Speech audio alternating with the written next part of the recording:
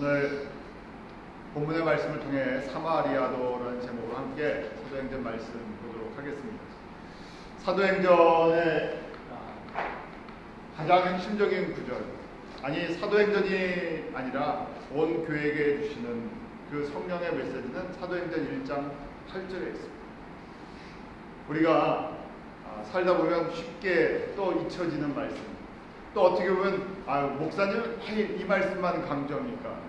아니 뭐 어떻게 보면 10년 동안 목회하면서 이 말씀만 강조하신 것 같아요. 그런데요, 왜냐하면 제가 강조하는 것이 아니라 이것이 바로 교회가 시작된 메시지고 성령의 음성이고 성도들에게 주시는 메시지입니다. 사도행전을 그냥 2000년 전 교회가 시작된 한 가지 역사로 본다. 사도행전에 나오는 이 메시지를 그냥 하나의 그냥 성경 구절로 본다면 그럴 수도 있겠죠. 그런데 바로 성령께서 예루살렘에서 시작된 첫 번째 교회, 예루살렘에서부터 시작해서 모든 교회들에게 2000년의 역사 속에서 그 역사를 끌고 나가는 그 구절이 무엇인가? 바로 사도행전 1장 8절이라는 것입니다. 사도행전을 저희가 보면서 사도행전을 기록한 사람이 누구라 그랬습니까? 누가가 기록했죠. 그 누가가 기록할 때 사도행전을 어떤 순서로 기록했냐면 바로 성령께서 어떻게 역사하시나 지리적인 안목으로 봤을 때 예루살렘에서 온 유대로, 유대에서 사마리아로, 사마리아에서 이방인으로 무엇이요? 성령의 권능을 받은 사람들이 예수를 증거하는 그 순서로 기록했다는 것입니다. 그것은 사도행전만을 그렇게 기록한 것이 아니라 그렇게 교회가 흘러갈 것을 미리 말씀해 주는 것이고, 사도행전이 1장부터 28장이 끝이 아니라 저희가 사도행전 29장을 계속 강조하고 있죠. 교회들마다. 그것은 교회의 본질이기 때문에 그렇습니다. 교회가 달려갈 길이기 때문에 그렇습니다. 교회만 그렇게 달려가는 것이 아니라 우리의 인생이 달려갈 길. 왜냐하면 우리가 누구를 주로 고백했기 때문에, 예수를 나의 주로 고백했기 때문에 그렇습니다. 바로 성령은요, 주님의 영입니다. 하나님의 영입니다. 성령님이 이 땅에 오신 것도 바로 그 예수를 증거하기 위해서, 예수 그리스도를 통해서 하나님의 생명이 모든 하나님의 잃어버린 자녀들에게 증거될 텐데, 지리적인 입장에서 봤을 땐 예루살렘에서 시작된 교회가 땅 끝까지 교회가 세워질 때까지, 민족적으로는 모든 족속이 예수 그리스도 이름으로 세례를 받고 하나님의 자녀가 될 때까지 그렇게 흘러갈 것이라는 것입니다. 그래서 마치 우리가 집집마다 뭐 가운이 있고 좌우명이 있고 인생마다 그렇잖아요. 이 말씀은 우리의 심령 가운데 새겨지기로 합니다. 내가 이 말씀을 따라 움직이고 있나? 내가 이 말씀이 그렇다고 여러분들 전부 다 선교사 되라는 이야기 아닙니다.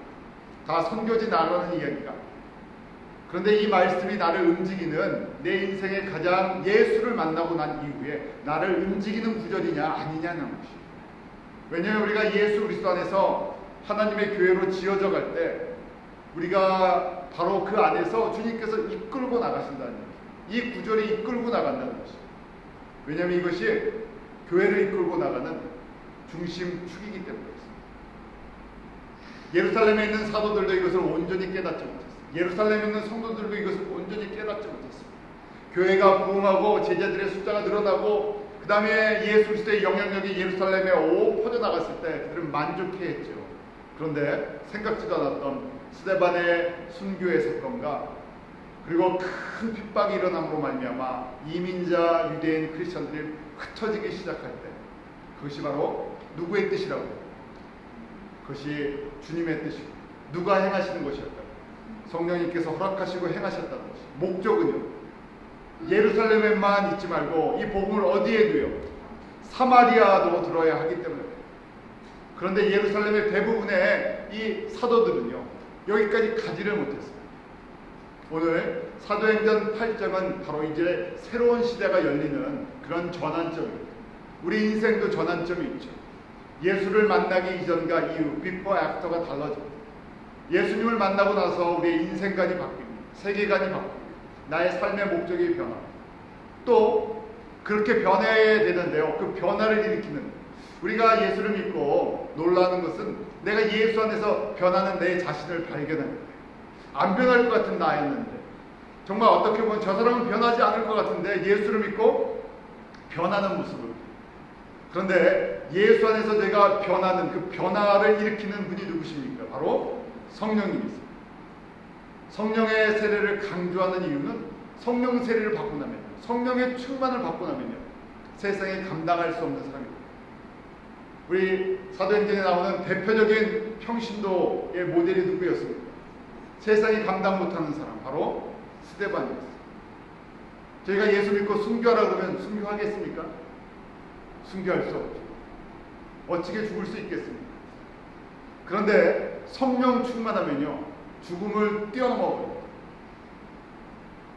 생명을 걸어버리고, 가정을 걸어버리고, 물질을 걸어버리고, 자기 인생을 통째로 걸어버리고. 그러기에 성령 충만한 사람들을 보면 뭐라고 얘기해요? 예수 믿고 미쳤다. 제대로 미친 거죠. 저희가 세상에도 다 요새는 좀 편히 그래서 그런데요, 세상에 요새는 전부 미친 세상이 되어버렸어요. 제정신이 아닙니다. 뉴스를 봐도요, 세상에 전부 미친 사람들이 돈에 미쳤고, 향락에 미쳤고, 모에 미쳤고. 그런데 이 세상이 점점 어떤 분야에 다 사람들이 제정신이 아닌 것처럼 흘러가요. 점점 그렇죠. 그런 중에서 또 뛰어난 사람들이 많아요. 예수를 믿는다는 것은 그냥 예수 믿고 내가 이 땅에서 좀 잘 돼야지 하는 그 정도가 아니에요. 예수를 제대로 믿으면, 저희가 사도행전이 그래서 부담스러운 메시지예요. 사도행전을 보면요, 교회의 오리지널 그림을 저기 보고 있습니다. 왜 성령님이 이 땅 가운데 오시고 우리에게 복음을 듣게 하셨는지 오리지널 모습들이 보여요. 오리지널이랑 우리를 비교하게 됩니다. 우리의 모습을 볼 수 있게 됩니다. 우리가 초대교회 그러는데, 예루살렘 교회에서부터 시작돼서 이 복음이 이제 사마리아로 넘어갑니다. 바로 8장이 그런 내용. 그런데 하나같이 어떤 사람들을 통해서? 예수에 미친 사람들을 통해서. 온전한 사람들이죠. 왜냐하면 진짜를 만났기 때문에. 근데 그것을 가능케 하는, 우리의 머리를 새롭게 하고요, 우리의 가슴을 새롭게 하고요, 우리의 인생을 새롭게 하는 그 능력이 어디에서부터 옵니까? 바로 성령의 충만이라는 것은 성령님께서 내 머리를 주장하시고, 내 감정을 주장하시고, 내 의지를 주장하시고, 내 모든 가치관을 주장하시고. 나의 주인이 누구시라고요? 성령님께 맡겨져 있습니다. 사람들은 각자 자기가 주장하는 것들이 있어요. 우리 자아라 그러죠. 내가 강한 사람들, 내 생각대로, 내 경험대로, 신앙도요, 내 스타일대로 주장해서 나. 그런데 진짜는요, 성령님께 붙들려 있냐는 것이. 그 사람들을 통해서, 그런 성령에서 붙들린 사람들을 통해서 이 복음은요, 예루살렘에만 멈출 줄 알았는데 성령께서 그 사람들을 통해서 이제 사마리아로 넘어갑니다. 사마리아로 넘어갔는데 대표적인 사람이 누구였어요? 성령 충만했던 빌립 집사님이었어요. 무슨 조건이 있지 않습니다. 간 곳곳마다 복음을 전하기 시작했죠. 오늘 바로 그 본문의 말씀이 그렇게 시작됩니다.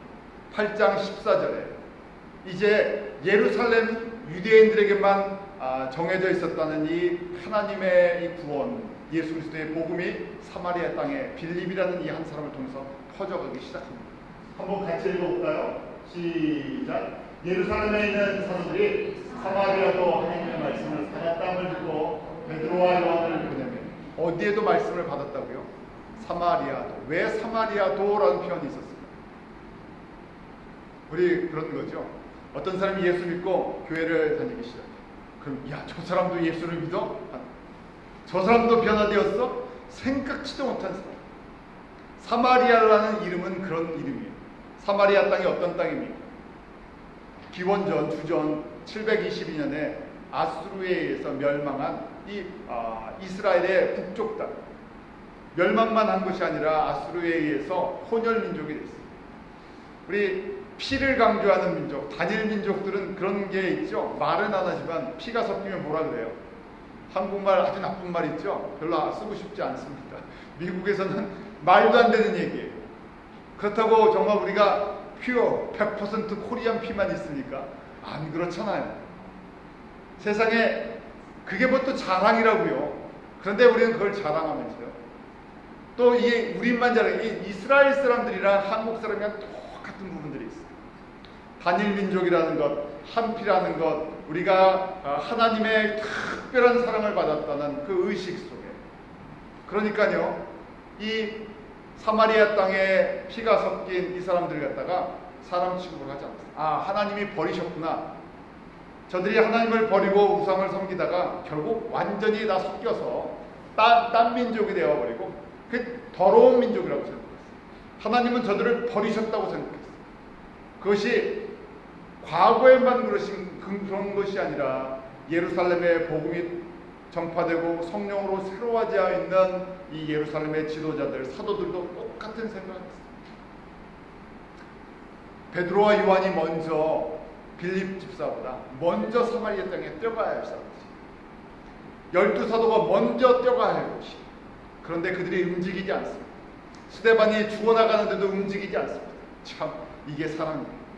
제일 먼저 뛰어나가야 할 사람들이 어떻게 해요? 환란이 와도 옆에서 신실한 스데반 집사님이 순교를 당해도 안 움직여요. 왜 안 움직이겠습니까? 그 생활에 만족해하기 때문에, 그 생활에 익숙해지기 때문에. 가장 앞서 뛰던 사람이요, 제자리에 안주해버려요. 그 생활이 편하기 때문에. 이때 바로 빌립 집사를 통해서 저희들에게 들려주시는 게 있습니다. 사마리아도, 아니 버림받았다고 생각하는 그 땅, 거기까지 가서 전해야 할 일이 무엇이 있습니까? 아직 예루살렘에도 뭐하는 사람들이요? 예수를 안 믿는 사람들, 복음을 안 들은 사람들이 아직도 이렇게 많은데 왜 우리가 사마리아까지 가야 합니까? 왜 우리가 저 혼혈 족속까지 300년이 넘도록 섞이지 않은 그 땅까지 우리가 가야 됩니다. 그런데 성령의 사람들은 어떻게 된다고? 그것을 뛰어넘어, 그 벽을 뚫고 나가, 그 담을 넘어가 버려, 그 편견을 깨뜨려 버려, 가치관이 깨져요. 저희 나름대로 다 그런 것들이 있죠. 우리가 신앙생활을 하다 보면 우리도 모르게 해요. 우리가 율법을 만들고요, 틀을 만듭니다. 성령은요, 틀보다도 더 중요합니다. 복음은요, 우리가 갖고 있는 틀보다 더 중요해요. 그 틀을 깨버리고 나갑니다. 300년 동안 갖고 있었던 유대인들의 틀, 사마리아 땅은 버림받은 더러운 민족이다, 하나님께서 버리셨다는 그 틀, 서로 대화하기도 싫어하고요, 접촉하지도 않습니다. 만나지도 않는, 일부러 그 땅을 지나가지 않기 위해서 빙 돌아서 갈릴리까지 올라갔던 그 길. 예수님께서 사마리아 땅 수가성에 들어갔을 때 제자들이 예수님을 보고 이해할 수 없었다는 그 땅, 예수님이 보여주셨고 말씀하셨고 성령님이 임하셨지만요, 그렇게 쉽게 깨지지 않는, 생각하지도 않았던 누가요? 빌립이 그것을 깨고 나선 것이죠. 그 소문이 예루살렘에 들립니다. 그때 바로 이 베드로와 요한을 그곳에 보냈죠.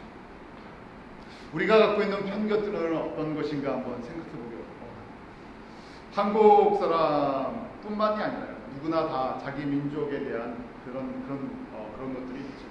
우월감도 있고, 내 신앙에 대한 그런 것도 있고, 여러 가지 것들이 있습니다.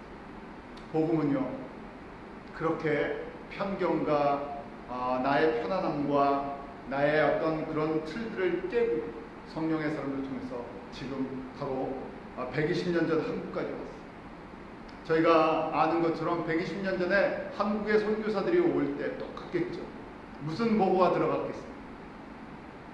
한국 사람도 복음을 받냐는 것이에요. 120년 전에 이 땅의 선교사들이 올 때 왜 한국 땅에 가냐고 하는 것이에요. 그 더러운 곳에, 그 낙후한 곳에,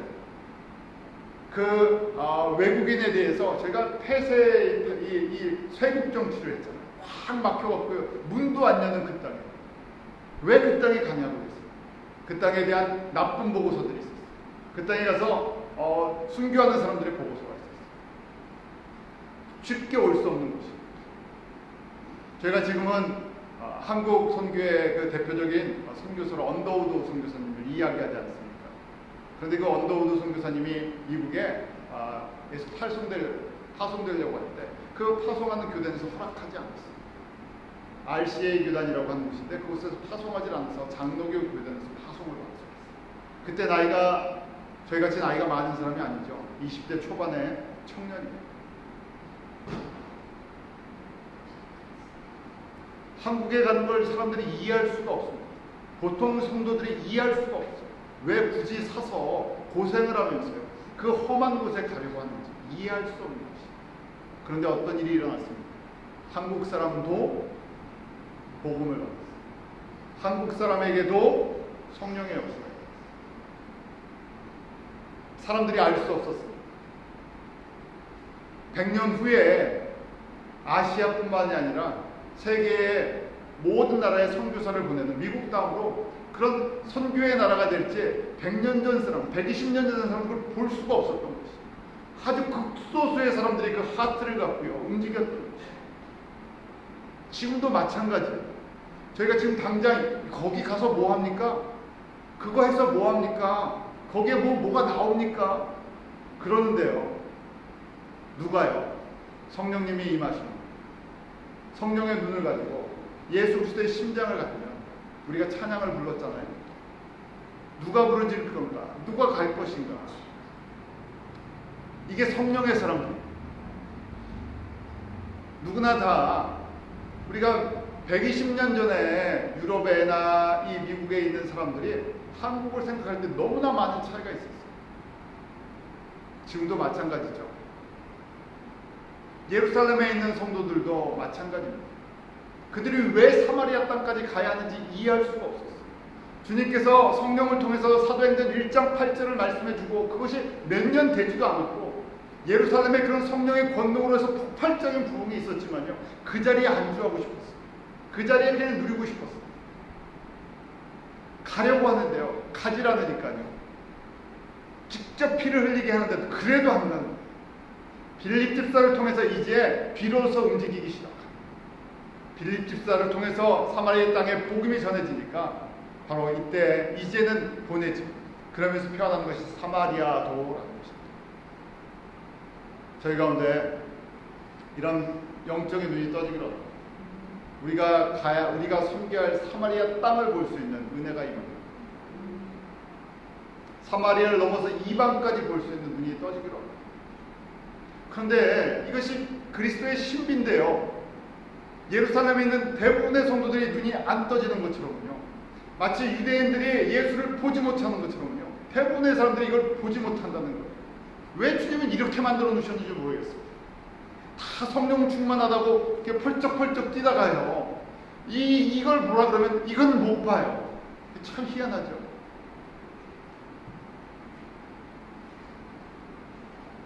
바로 주님께서 그런 사람들을 찾고 있어요. 사도들이 내려갔을 때 그곳에 성도들을 보니까 예수 그리스도의 이름으로 세례를 받았지만 아직 성령님이 임하시지 않은 것을 발견합니다. 그래서 성령 세례를 허락하죠. 두 가지 저희 가운데 세례가 있습니다. 한 가지는요, 바로 물 세례와 성령의 세례인데, 물 세례가 그냥 물 세례라는 의미가 아니라요. 물 세례라는 것은 바로 이런 메시지. 내가 예수 그리스도를 나의 주로 영접하는데 구원을 이루시는 성령님께서 도와주셔서 예수를 주라고 고백하는 사건. 내 신분이 변하는 사건입니다. 내가 세상의 자녀에서 하나님의 자녀로 옮겨지는 구원의 역사를 이루는 것입니다. 그런데 예수님께서는 바로 부활하시고 승천하시기 전에 너희가 무엇으로요? 성령으로 꼭 세례를 받아야 한다는 것입니다. 그래서 물 세례는요 이런 고백이에요. 고린도전서 12장 3절처럼 한번 우리 같이 읽어볼까요? 고린도전서 12장 3절입니다. 시작. 그러므로 너희에게 알게 하노니 하나님의 영으로 말하는 자는 누구든지 예수를 전도할 자라 하지 않고 또 성령으로 하냐고는 누구든지 예수를 주시라 할 수 없느니라. 이 고백이 누구로 말미암지 않군요. 성령으로 말미암지 않고는 예수를 주라고 고백할 수 없어요. 우리가 예수를 나의 주, 나의 하나님으로 예수님이 나의 죄와 나의 허물을 씻으셨습니다. 이 고백이 가능한 것은 누가요? 우리 안에 구원을 이루시는 성령님께서 우리에게 그 지혜와 깨달음을 주셔서 우리가 예수를 주라고 고백했다는 것입니다. 이것이 우리가 얘기하면 신분이 변하는 거예요. 마치 우리가 미국에 와서 시민권을 받는 것처럼 한국 사람에서 미국 사람, 우리가 예수 그리스도를 믿음으로 말미암아 세상 사람에서 하나님의 자녀로. 그런데 우리가 미국의 시민권을 받는다고요? 시민권 받으면 다 미국 사람 됩니까? 완전히 속사람까지요? 시민권을 받는 즉시 갑자기 김치 맛이 냄새가 싫어지고요. 치즈랑 우유랑 버터 같은 게 확 좋아집니까? 아니죠. 속은 똑같아요. 입맛은 똑같아요. 그러니까 제가 시민권을 받아도 무슨 생각납니까? 꼭 저녁은 뭐를 먹어야 돼요? 된장찌개랑 김치를 먹어야 속이 개운해. 하루 종일 빵이랑 그런 뭐 파스타 이런 것만 먹고 나면요, 저녁에 어떻습니까? 가스가 차는 거. 밥을 뭐 물 말아서라도 김치에서 한 숟가락 탁 먹어야 뭐합니까? 속이 편해져요. 왜요? 뱃속이 뭐기 때문에요. 뱃속이 한국 사람이기 때문에. 바로 이것이 물세례다 하는 얘기. 예수를 믿고 나의 주라고 고백했는데 내 속은 뭐라는 거예요? 아직도 예수 안 믿던 그 습성, 그 생활, 그 생각으로 다 그대로 있다는 거예요. 예수를 믿었지만요, 속은 안 변했어요. 그대로 있는 거예요. 신분만 하나님의 자녀로, 구원받는 하나님의 자녀로 바뀌었다는 것이죠. 그래서 저에게 그 다음에 예수님께서 부활하시고 승천하시면서 너희가 뭐 받지 않으면요, 성령으로 세례를 받지 않으면 너희가 뭐가 될 수가 없다고요? 예수의 증인이 될 수 없다. 다른 얘기로 보면요, 성령으로 세례를 받는 내 속사람이, 내 가치관이, 내 눈이 바뀌지 않으면 입술로는 예수를 믿고 예수를 따라가는데 뭐가 안 나타난다고요? 삶으로는 예수를 닮는 모습이 안 나타난다는 거예요. 복음을 입술로는 증거하는데요, 뭘로는요? 온 삶을 통해서 내가 변하지 않는데 다른 사람이 변하겠습니다. 하나님의 뜻을 알 수도 없고 순종하고려 하려요, 하나님의 뜻을 알지 못하니까 엉뚱한 것을 붙들고 간다는 것이에요. 그런데 이 성령의 이 세례는요, 한 번의 사건으로 끝나는 것이 아니라 성령 충만, 마치 우리가 개솔린을 자동차에 집어넣는 것처럼 계속 집어넣어요. 우리 개솔린은 무슨 역할을 합니까? 연료 역할을 하죠. 우리 기름 부으면 어떻게 돼요? 불에다가요. 기름을 계속, 불이 있는 곳에 기름을 부으면요, 불이 활활 듭니다.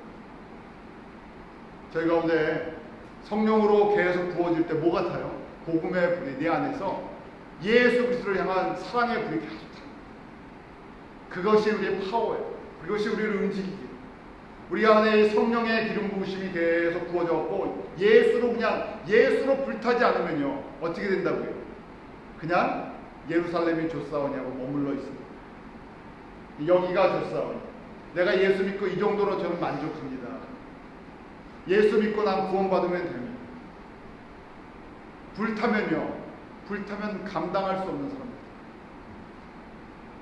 주님께서 우리가 그렇게 불타기를 원하세요. 성령으로 불타기를 원하세요. 그러면 그 한 사람 한 사람들이 불타기 시작할 때 그 사람을 통해서 진짜 가정이 변합니다. 우리가 인위적으로 가정을 변화시킬 수 있습니까? 인위적으로 사람을 변화시킬 수 있어요. 여러분들은 잘 모르실 텐데요, 제가 잔소리 대장입니다. 잔소리 대장. 교회에서는 제가 잔소리 별로 안 하죠. 제가 잔소리 아주 대장입니다. 뭐 굳이 얘기하면 저희 집안에 좀 피가 있어요. 웬만한 거 보고 넘어가지 않고요, 꼭 이야기합니다. 그런데 제가 잔소리 아무리 해도 누구를 변화시키지 못합니다. 제 아내를 변화시키지 못해요. 아무리 잔소리를 해도요, 저희 자녀를 잔소리를 변화시킬 수 있으면 잔소리 다 대장되는 그런 길을 따라가야 될까? 내가 잔소리 해갖고요, 내 자녀가 변화되고, 내 아내가 변화되고, 내 가정이 변화되고, 사람들이 변화되면 우리 다 어떤 대장이 돼요? 잔소리 대장이 돼요. 근데 사람은 뭘로 변하지 않는다고요? 잔소리로 변하지 않아요. 뭘로 변합니까? 주님의 말씀과 성령의 기름 부으심. 주님의 말씀이 소화가 되고, 주님의 말씀이 내 안에서 소화가 되고, 우리 보고요, 사도행전 1장 8절 다 암송하시고 이렇게 사십시오. 아무리 얘기해도요, 그렇게 사라집니까? 머릿속에 빙빙 돌죠. 암송은 얼마든지 할 수 있어요. 그런데 예루살렘에서 사마리아까지 가는데요, 이 많은 값을 치렀어요. 그러고도 안 가려고 하는데요. 주님께서 강제적으로 이것을 하게 하세요. 성령님께서 그렇게 움직이세요. 내가 이렇게 끌고 간다는 거예요. 바로 사마리아에서 멈추지 않습니다. 이때 이 사도들을 통해서 성령의 세례를 받게 되죠. 사도들이 안수함에 성령이 어디에도 임하셨다고요? 사마리아 땅. 왜 사마리아 땅에 사도들을 통해서 성령님이 임하게 성령의 충만을, 성령의 세례를 받게 하셨어요? 똑같다는 거예요. 뭐가 똑같다고? 예루살렘을 사랑하시는 그 주님이 어디도 사랑하신다? 사마리아도 사랑하신다. 예루살렘에서 놀라운 부흥을 일으키셨던 그 성령님이 어디에도요? 나는 사마리아도 예루살렘과 똑같이 성령의 권능을 받고 이 사마리아 땅이 변화되기를 내가 원한다는 얘기예요. 한국 땅에 100년 전에 평양 부흥을, 대부흥을 갖다 일으키셨던 그 성령님이 지금 어디에서 성령의 불을 떨어뜨리시고 일하시느냐를 보라는 얘기예요. 그게 하나님의 백성들이 볼 거라는 거죠. 왜냐하면 성령님은 계속 움직이세요. 왜 움직이십니까? 사도행전 1장 8절처럼 나는 예루살렘에 있는 사람만 구원받기를 원하는 것이 아니라 사마리아 땅에 있는 사람도 구원받기를 원하고, 어디까지요? 땅 끝까지 나의 백성들이 구원받기를 원하니까 너희들이 눈을 뜨고 보라는 얘기예요. 사도행전의 말씀을 주는 건 너희들이 눈을 뜨고 뭘 보라고요? 성령님이 어디에 임하시는지 보라는 얘기예요. 복음이 어디에 전파되는지 보라는 얘기예요. 그리고 거기에 같이 뛰라는 얘기예요. 그러니까 사도행전은 굉장히 부담스러운 메시지예요. 성경은 어떻게 보면요, 내가 예수 안 따라가려면 안 보는 게 낫습니다. 성경 말씀 모르는 게 나아요. 그래야 마음이 편하죠. 우리가 성경을 통해서 위로를 받고 싶다 그러면 성경 안 보시는 게 나아요. 그냥 예수 믿고 구원받는다, 예수님이 나의 죄를 용서해 주시고 나를 치료하시고 나에게 복 주신다, 거기까지만 아는 게 마음이 편하죠. 사도행전의 말씀을 보면 편한 메시지가 없어요. 우리가 원하는 삶의 모습이 아니기 때문에, 우리가 원하는 교회의 모습이 아니기 때문에. 사람들은 그렇잖아요. 교회가 사람들이 모이고 나면 그 다음에 조직을 만들고 교회를 세우고 그 다음에 건물을 짓고 그걸 유지하고 더 많은 사람들을 불러 모으기 위해서. 근데 사도행전은 그런 얘기가 하나도 없어요. 그런 교회 한 교회도 없어요. 저희 같이 이렇게 편하게 보이는 교회도 없어요. 지난번에 말씀드린 성령 충만을 괜히 저희가 못 모르고 성령 충만해달라고 막 기도하면 그거 위험한 기도인데 막 그렇게 하시면 안 된다 그랬죠? 왜요? 혹시 불 받으면 어떡합니까?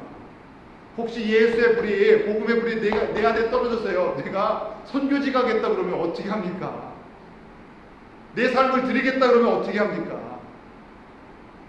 빌립 집사님처럼 살겠다 그러면 어떻게 합니까? 스데반처럼 살겠다 그러면 어떻게 해요? 큰일 났죠. 그러니까 저희가 함부로 이게 뭘 알고 저희가 구해야 되는 거예요. 그런데 이것이 놀라운 축복이라는 것이죠. 왜 축복입니까? 성령의 사람들이 누리는 영광입니다. 예수 그리스도를 따르는 사람들이 영광이 있기 때문에. 예수님이 이 땅에서 무슨 영광을 누렸습니까? 예수님의 삶을 인간적인 눈으로 봤을 때는 예수님의 삶의 끝이 어디입니까? 십자가. 십자가에서 갖은 고난과 모욕과 결국 피 흘림을 당하고 그렇게 죽음으로 끝나고 있어요. 만약에 예수님의 삶이 거기가 끝이라고 하면 예수를 믿을 의미가 저희가 없어요. 3일 만에 하나님의 능력으로 부활하셔서 부활의 첫 열매가 되어주셨어요. 그리고 승천하셨어요. 저희들의 그 영광을 보여주셨죠. 에베소서나 빌립보서의 말씀처럼 이 하늘과 땅의 모든 권세가 예수 그리스도 앞에 만물 모든 이름에 뛰어난 이름을 주시고 바로 그 예수님께서 우리를 그 모든 만물 가운데 가장 뛰어난 하나님의 자녀로 만들어주기로 원했어요. 그래서 예수님께서 나를 따라오라 말씀하시잖아요. 예수를 따라가려면요 뭐가 있어야 된다고요? 성령의 충만이 있어요. 그 길이 쉽지 않기 때문에. 마태복음에 예수 그리스도를 따라가는 그 제자의 길을 뭐라고 얘기합니까? 좁은 문으로 좁은 길로 들어가는 거예요. 보이면 협착하고 작아서요. 아무도 안 가려고. 인간의 눈으로 보면요. 우리가 스데반같이 살고 싶습니까? 아니요. 빌립같이 살고 싶습니까? 아니요. 바울처럼 살고 싶습니까? 노래는 베드로처럼 바울처럼 그렇게 살 수는 없을 거라는데 살고 싶습니까? 알면 알수록 아니요, 우리가 원하는 삶의 모습이 아니에요. 그런데 성령님이 임하시면요, 그게 내가 원하는 삶이에요. 예루살렘에 성령님이 임하셨는데요, 버림받았던 땅 사마리아, 버림받았던 땅 한국 땅입니다. 버림받았다고 생각되는 어느 땅에도, 미얀마에도 저희가 10년 전부터 주님께서 우리에게 섬길 수 있는 은혜를 주셨어요. 볼 수 있는 은혜를 주셨어요.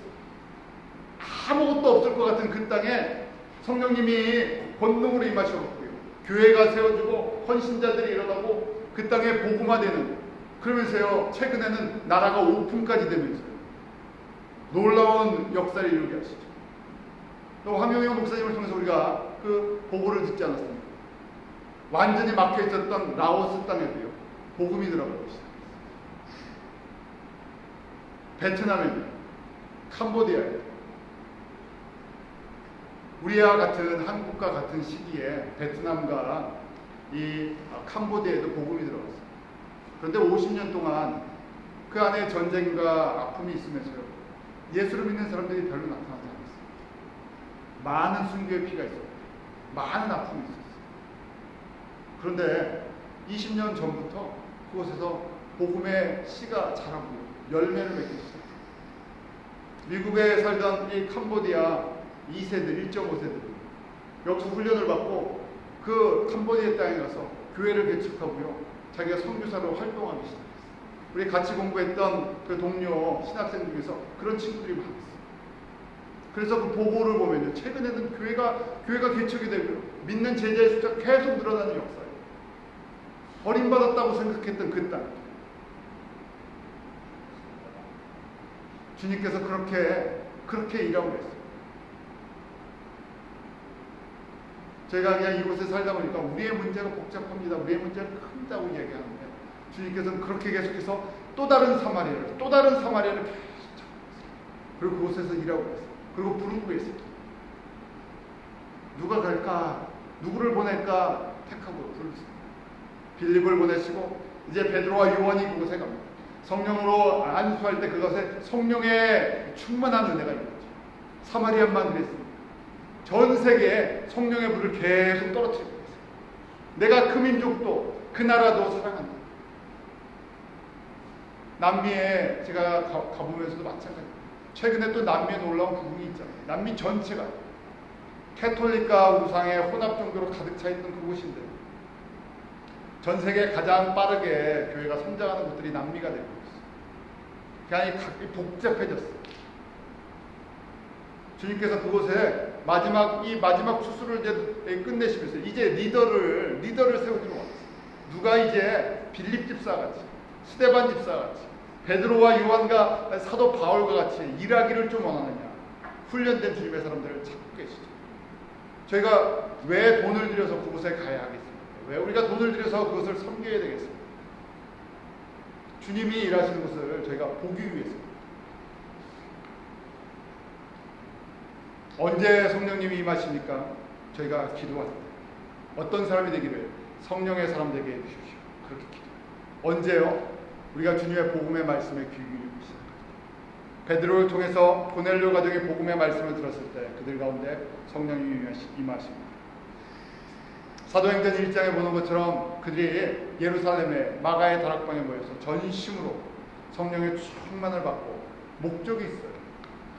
예수 그리스도의 증인이 되기를 간절히 사모했습니다. 성령님이 그곳에 임하셨습니다.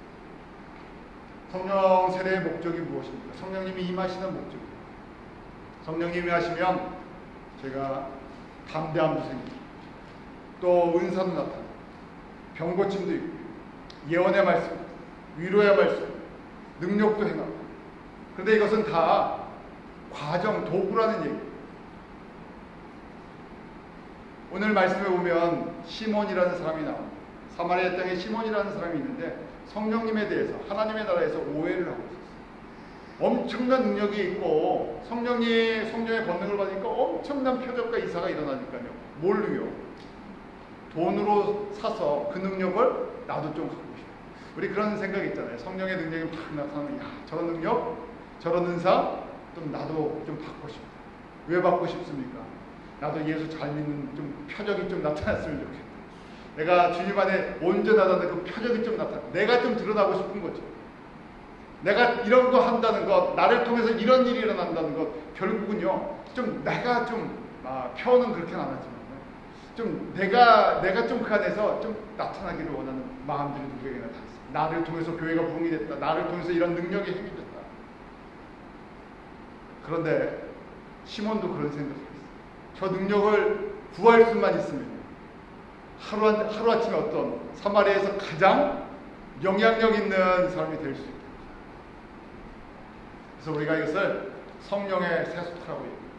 성령을 세상적인 도구로 생각합니다. 성령을 내가 움직이는 나의 도구라고 생각해요. 여러분들 사도들이 무조건 기도한다고 성령이 임했겠습니까? 성령의 권능이 무조건 임했겠어요? 아니에요. 뒤집어 보면 성령은 사도들에서 움직이는 그런 물질이나 파워가 아니라 성령님은 하나님의 영이시고 하나님 자체예요. 다시 얘기하면요, 성령님은 누구를 부리시는 거예요? 누구를 시키시는 거예요? 베드로와 요한을 시키신 거예요. 내가 사마리아 이 땅에 이 사람들에게 내가 성령을 부어주기를 원한다. 너 가서 기도 좀 해라 하는 얘기. 그럼 내가 그 자리에 내가 임한다는 것이죠. 시몬이 이 일로 저에게 주는 메시지가 있습니다. 저희도 예수를 믿고 성령의 그 은사를 사모하면서 세속화되는 것이 있습니다. 왜냐하면 시몬이 돈을 주고 이 돈 장사가 된다고 생각하는 거예요. 내가 돈을 이만큼 주고 성령의 권능을 사서 그 다음에 뭐가요? 나에게 돈이 남는다는 얘기예요. 우리가 이 시대에 제일 충격적이고 도전적인 아주 교회에 대한 그 공격의 하나의 모습이 바로 돈과 연결된 복음을 비즈니스로, 복음을 돈 버는 수단으로, 예수를 내가 성공하는 수단으로, 예수 그리스도의 능력, 이 성령의 능력을 교회가 성장하는 수단으로 바꿔버렸다. 이걸 세속화라고 얘기하는데요. 이 시몬이라는 이름에 시몬이라는 말이 있어요. 영어에 시몬이잖아요. 거기에 Y가 붙어서 시몬이 그러면요, 성직을 매매한다는 뜻이에요. 주님이 주신 걸 가지고 매매에 돈벌이 수단으로 한다는 것이죠. 처음엔 그런 것이 아니었죠. 사람들이 예수를 믿고 성령으로 능력이 행하니까요, 돈들이 들어옵니다. 힘이 생깁니다. 그러니까 이건 나중에 장사수단으로 바뀌었어요. 한국교회가 지금 당하는 문제죠. 여러분들이 굳이 이 이야기 안 해도요, 한국교회가 지금 당면하는 모든 문제가 뭐가 되세요? 복음이 세속화되어 버려요. 교회랑 돈이랑 복음이랑 돈이랑 성령이랑 돈이랑 다 엮어버렸어요. 겉으로는 그런 건 아니었는데요, 알고 보니까 나중에 뒤집어 보니까요, 전부 돈벌이 장사를 한 거예요. 세상 사람들이 하는 마케팅이랑 비즈니스 개념을 갖고 했으니까요. 내가 힘 있을 때, 내가 예수의 이름으로 힘이 있을 때 그런 걸 만들어놨고 장사 속으로 다 이 안에 이해관계로 다 해버렸어요. 그래서 나중에 시간이 지나서 이게 드러나니까요, 세상 사람보다 더 냄새가 나고, 우리가 갖고 있는 문제, 우리만 갖고 있는 것이 아니라 2000년 전 시몬을 통해서 우리에게 주시는 메시지, 성령의 권능을 모수 세상의 성공의 수단으로, 이해관계로 바뀌었을 때 그것은 하나님의 영광을 나타내는 것이 아니라 가장 냄새가 나는 그런 더러운 곳으로 바뀌어버린 것입니다. 성령님이 임하신 것은요, 딱 한 가지 목적입니다. 사도행전 1장 8절 나온 것처럼 바로 예수의 증인이 되기 것입니다. 예수를 능력 있게 전하는 것입니다. 예수가 그리스도인 것을 전해주기 위해서. 그것이 은사도 마찬가지입니다. 우리에게 여러 가지 은사가 있는데 결국 예수가 그리스도인 것을 증거하는 것입니다. 우리에게 직분을 준 것도 예수가 그리스도인 것을 증거하고, 그래서 우리가 직분이다, 우리 직업도 그래요. 직업을 주신 것도 어떤 목적으로요?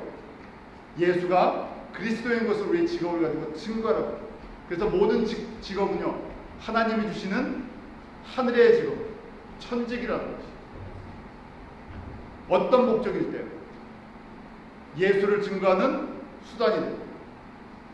직업을 통해서 내가 성공하려는 것이 아니라 직업을 통해서 내가 예수 그리스도를 증거하는, 나는 이 직장 속에서 이 직업을 통해서 맥시멈 예수를 증거하는, 주님께서 이 도구로 나에게 이것을 허락해 주셨습니다 했을 때 그 직업은요, 그 기술은요, 그 직장은요, 주님께서 베푸시는 가장 아름다운 것이 됩니다. 저희가 말씀을 듣는 것으로 끝나는 것이 아니라 사마리아를 변화시키고 세상을 변화시키는 그 안에는 항상 순종하는 모습이 있습니다. 빌립 집사님이 흩어지면서 복음을 사마리아 땅에 전. 그런데 오늘 본문 말씀 26절에 보면 또 주의 사자 천사가 빌립에게 이런 말을, 우리 한번 26절 같이 읽어볼까요?